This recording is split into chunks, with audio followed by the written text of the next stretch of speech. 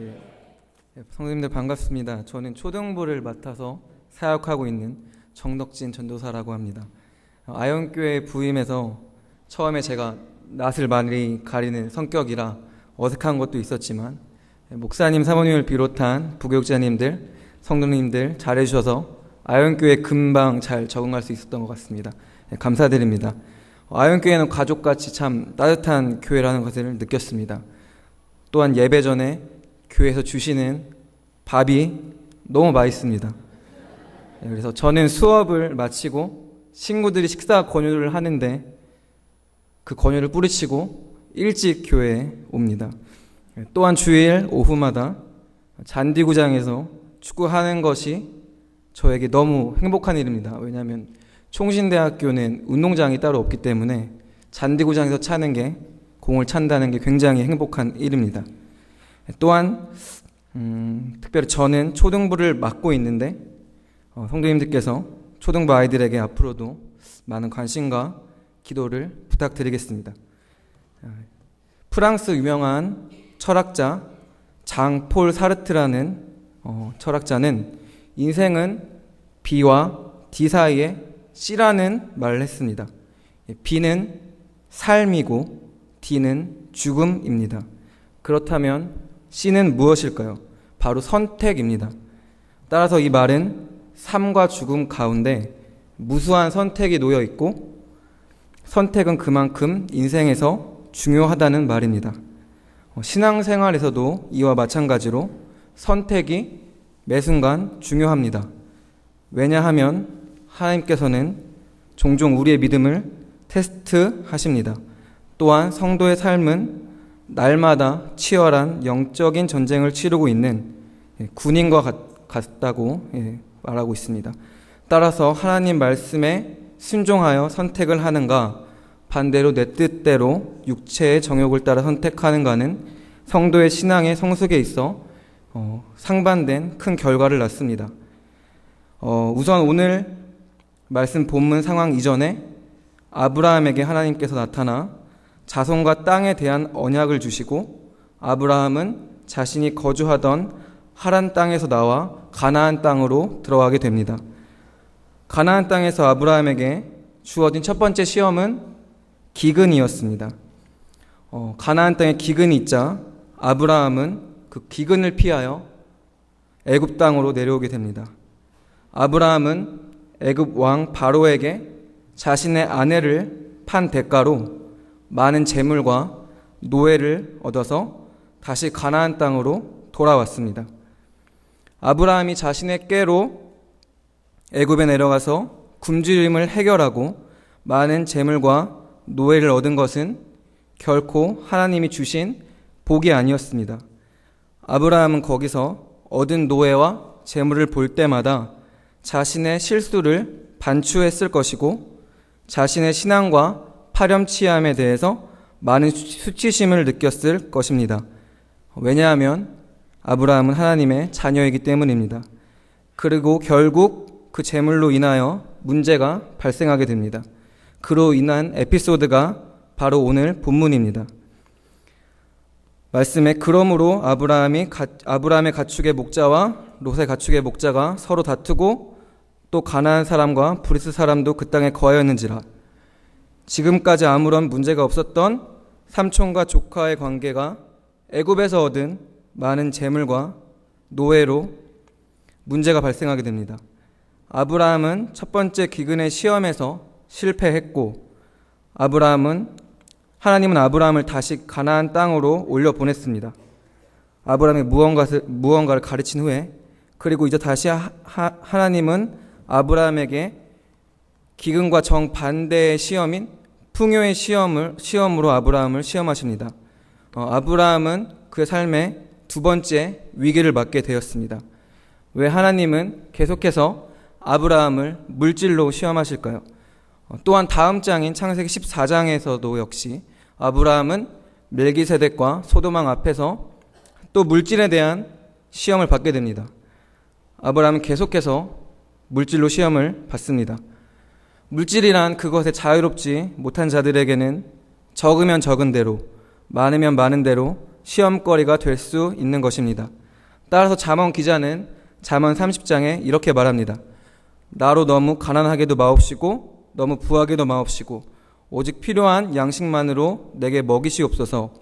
혹 내가 배불러서 여호와가 누구냐 할까 하오며 혹 내가 가난해서 도적질하고 또 내 하나님의 이름을 욕되게 할까 하옵니다. 물질은 분명 인간에게 유익한 것이며 하나님의 일반 은혜로 주어진 것입니다. 시간과 공간에 갇힌 인간은 물질의 도움 없이 생존 자체가 불가능합니다. 성도도 제한된 육신의 몸을 입고 있기 때문에 먹어야 하고 입어야 하고 쉴 곳과 살 곳이 필요합니다. 따라서 성도의 삶 속에서도 물질은 필수적인 요소임에 틀림이 없습니다.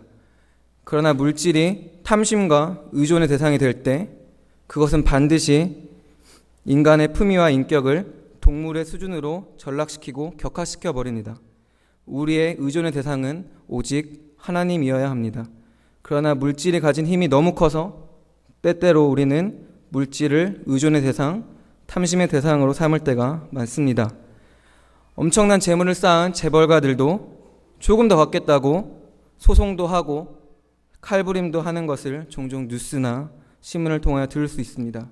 이것이 물질이 가진 위험한 국면입니다. 그래서 성경은 그렇게 많은 곳에서 물질의 위험성에 대해서 경고하고 있습니다. 물질을 경영할 능력이 없으면 차라리 피하라는 것입니다. 그만큼 물질이 인간을 다스리는 힘은 크다고 하겠습니다. 오죽하면 예수님께서도 물질을 하나님과 비교하여 하나님 반대편의 신 만몬이라고 표현하겠습니까? 인간에게 주어지는 재물은 복이 아니라 은혜의 측면에서 이해되어져야 하는 것입니다. 복은 자신이 누리는 것이지만 은혜와 은사는 나 아닌 다른 사람의 유익을 위해 나에게 맡겨진 것이라는 뜻입니다. 고린도서에 보면은 은사는 교회의 유익을 위해 성도들 각자에게 주어진 하나님의 선물이라고 바울은 이야기합니다. 따라서 은사인 물질은 나 혼자 누리는 것이 아니라 나에게 맡겨진 하나님의 위탁물입니다. 그러므로 성도의 물질과는 나의 만족과 나의 행복에 기여하는 복으로서 이해할 것이 아닌 그 위탁물을 올바른 곳에 전달하면서 오는, 즉 청지기의 임무 완성에서 오는, 또 다른 말로 성도에게 청지기가 누리는 청지기의 만족을 가져오는 은사로서의 관점에서 이해되어져야 합니다. 이를 올바르게 이해했던 대표적인 성경의 예로 초대교회를 들 수 있습니다. 고린도 후서에 보면 바울이 마게도냐 교회를 칭찬하는데, 마게도냐 교회는 특히 핍박이 심하고 가난한 성도님들이 많았습니다. 그런 마게도냐 교회가 예루살렘 교회가 기근으로 어렵다는 소식을 듣자 자기들이 돈을 걷어서 십시일반 헌금을 했습니다. 바울은 그것을 보고 하나님의 은혜라고 말합니다. 그들은 성도의 삶은 청직의 삶이라는 것을 확실히 인식하고 있었던 것입니다. 물질을 바라보는 관점의 전환은 굉장히 중요합니다. 성도가 물질을 나를 자랑하고 나와 내 가족의 행복을 위한 수단과 방법으로 바라보게 될 때 이는 하나님 반대편의 우상이 되게 됩니다. 따라서 성도의 신앙생활은 세상의 힘을 대표하는 물질에 관한 시험에서 물질의 매력과 쾌감에서 온전히 자유로운 자로 서서 오히려 하나님의 뜻에 순종하는 자로서의 성숙을 향한 훈련으로 점철되는 것이라고 해도 과언이 아닌 것입니다. 그렇기 때문에 하나님은 아브라함을 계속해서 물질로 훈련시키시는 것입니다. 물질은 세상의 힘을 대표하고 있는 것이기 때문이죠. 그런데 아브라함이 첫 번째 가나안에서 기근에서의 시험에서와는 달리 오늘 본문에서 하나님이 아브라함을 두 번째로 시험하실 때 아브라함은 이전과는 다른 엄청나게 발전된 신앙의 인물로 비춰지고 있습니다. 아브라함은 롯에게 그 땅의 선택권을 양보함으로 인하여 자신이 불신앙과 이기적인 모습에 사로잡힌 사람이 아니라는 것을 증명하고 있는 것입니다. 그는 오늘 본문에서 양보의 진수를 보여줍니다. 세상의 힘으로부터 자유로워진 사람이 삶의 다른 영역에서 어떤 변화를 보여주는지 오늘 본문에서 아주 잘 보여줍니다. 첫 번째, 기근의 시험에서 아브라함은 애굽에서 자신의 유익과 목숨 보존을 위하여 자신의 가장 가까운 이웃인 아내를 팔아 넘기게 되지만, 두 번째 시험에서 대인관계에서 굉장히 이타적인 모습으로 성장했다는 것을 보여줍니다. 조카 롯이 알짜배기 땅을 전부 다 차지하면 자신의 목축이 굶어 죽을 수도 있지만, 그럼에도 불구하고 롯에게 모든 선택권을 넘겨주게 됩니다. 아브라함이 자기 이외에 다른 이의 유익을 먼저 챙기고 있는 모습을 볼 수 있습니다. 이제 세상의 힘과 하나님 사이에서 세상의 힘을 의지하지 않고 하나님을 의존의 대상으로 선택하는 신앙의 수준에 이르렀기 때문에 다른 사람의 물질을 탈취하기 위하여 애쓰지 않아도 되는 것입니다. 따라서 물질의 시험을 통과한 사람은 대인관계에서도 이런 변화를 보여주게 됩니다. 또한 물질에 대한 욕심을 버린 성도님들은 하나님의 기쁨과 하나님의 뜻에 더욱더 예민해지게 됩니다. 말씀 7절을 한번 읽어보겠습니다. 그러므로 아브라함의 가축의 목자와 롯의 가축의 목자가 서로 다투고 또 가나안 사람과 브리스 사람도 그 땅에 거하였는지라. 창세기 기자인 모세는 말씀에 의도적으로 가나안 사람과 브리스 사람에 대해서도 언급합니다. 신명기 7장 1절에서 5절을 보게 되면은 가나안 사람과 브리스 사람이 아세라 목상 등의 우상신을 섬기는 자들을 대표한다는 것을 알 수 있습니다. 이는 아브라함이 우상을 섬기는 자들의 눈이 하나님의 백성인 아브라함과 롯을 지켜보고 있었다는 것을 말해주는 것입니다. 불신자들이 지켜보고 있는 가운데 신자들이 다투는 모습을 보여 하나님의 영광을 가리지 못한다는 것입니다. 아브라함이 그 다음 절인 8절에 바로 아브라함과 롯의 갈라짐의 이유에 대해서 말합니다. 땅을 가르는 과정에서도 자신이 기득권을 주장하고 나서면은 조카 롯과 다툼이 생길까봐 먼저 롯에게 선택권을 주게 됩니다. 따라서 성도들도 불신자들이 보는 가운데 다투거나 소송하고 그러면은 안 됩니다. 이러한 모든 이유 때문에 아브라함은 계속해서 물질에 대한 시험을 받게 됩니다. 그렇다면 어떻게 아브라함이 첫 번째 기근의 시험에서와는 달리 겸손과 양보와 미덕의 사람으로 변하게 되었을까요? 아브라함이 애굽에서 그 실수의 경험으로 하나님을 더 많이 알게 되었고 또 하나님을 많이 사랑하게 되었기 때문입니다. 자신이 믿는 하나님이 세상의 왕인 바로보다 센 분이고 자신이 하신 언약을 철저하게 이뤄 가시는 분이시라는 것을 깨달았기 때문입니다. 이와 같이 성도는 하나님의 지식이 늘어난 만큼 하나님을 사랑하게 되는 것입니다. 그 전능하신 하나님을 아는 만큼 두려움에서 해방되는 것입니다.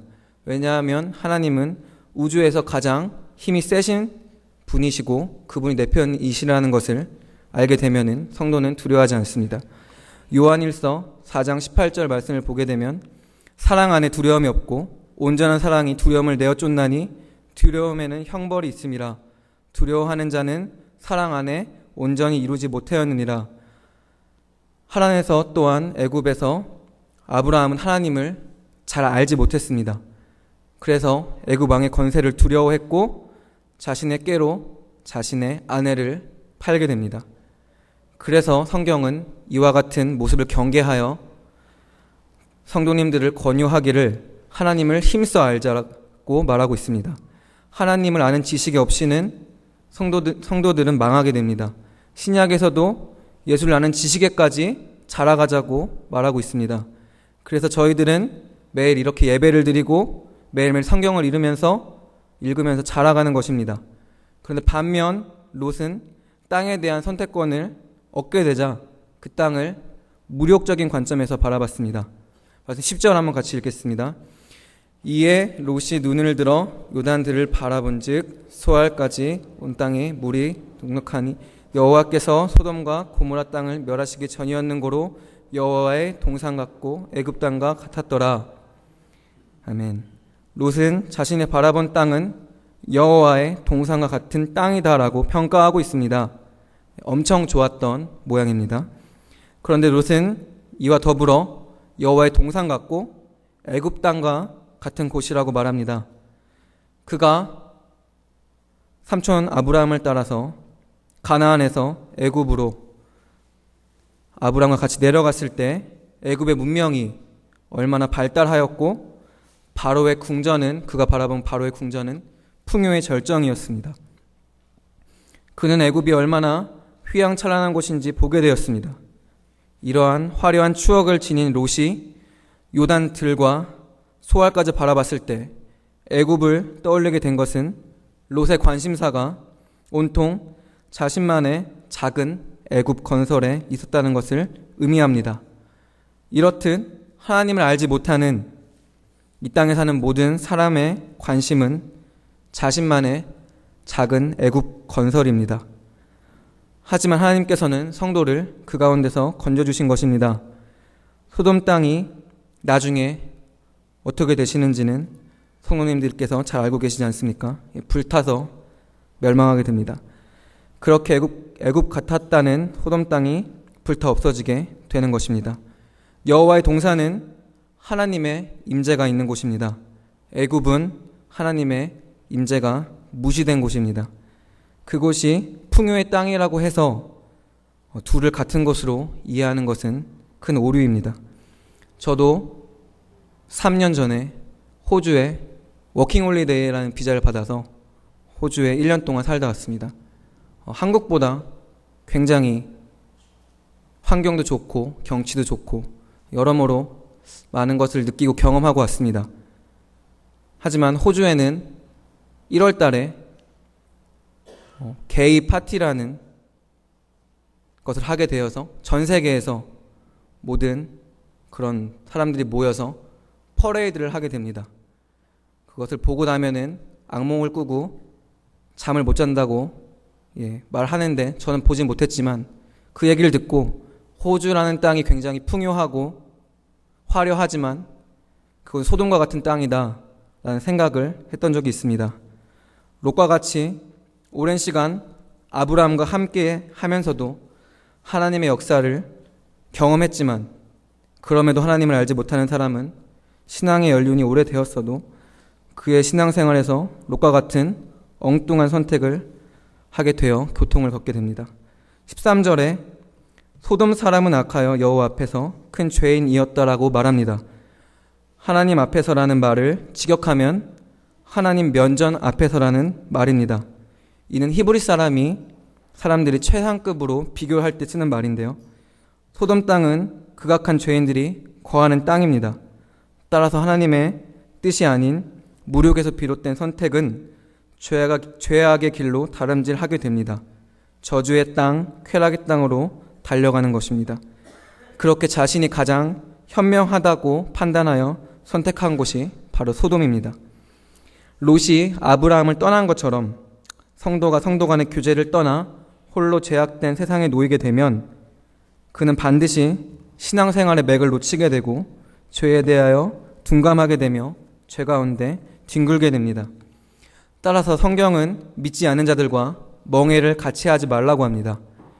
이는 전도를 하지 말라라는 뜻이 아닌 세상 사람들의 사고방식에 젖지 말라는 뜻입니다. 동성애와 성으로 문란했던 그 땅에서 자란 롯의 딸들로 인하여 또 롯은 아들을 낳게 되고 그 자식이 바로 모압과 암몬입니다. 그들은 나중에 이스라엘의 대적이 됩니다. 저주의 자식들이 됩니다.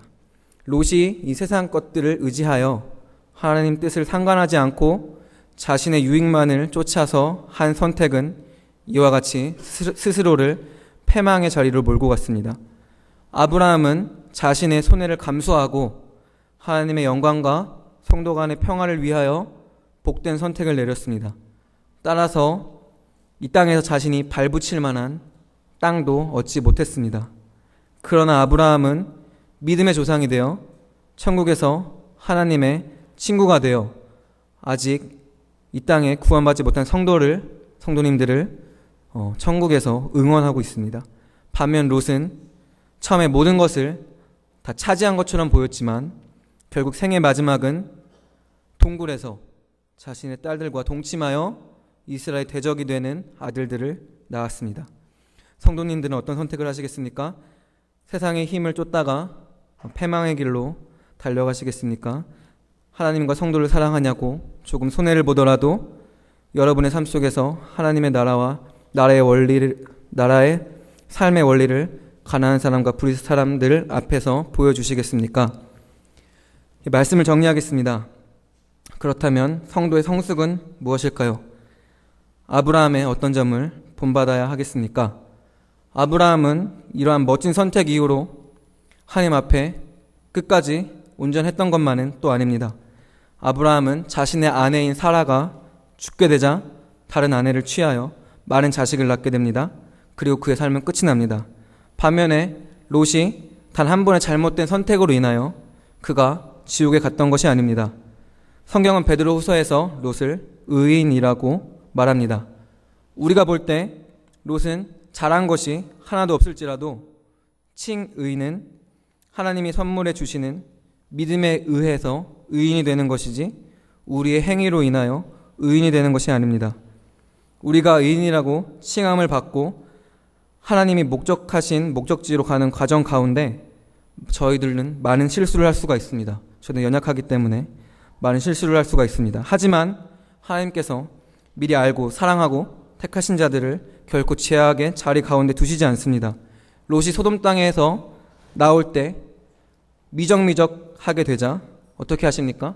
천사가 롯의 손목을 붙잡고 끌고 나옵니다. 그 저주받은 땅에서. 하나님은 우리를 이처럼 끌고 가시는 것입니다. 성도의 한 인격 안에 롯과 아브라함의 두 신앙의 유형이 공존하고 있다는 걸 저희는 알 수 있습니다. 이 둘이 항상 우리 가운데 싸우고 있는 것입니다.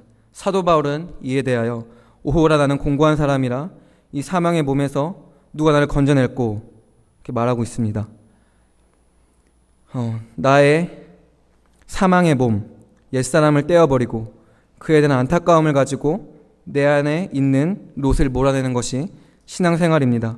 성도는 하나님이 원하시지 않는 방향으로 가서 자신의 행복을 추구하려는 선택을 하면 큰 고통을 겪게 된다는 것을 롯은 깨달았을 것입니다. 하나님의 백성은 죄 가운데 절대 평안을 누릴 수 없습니다.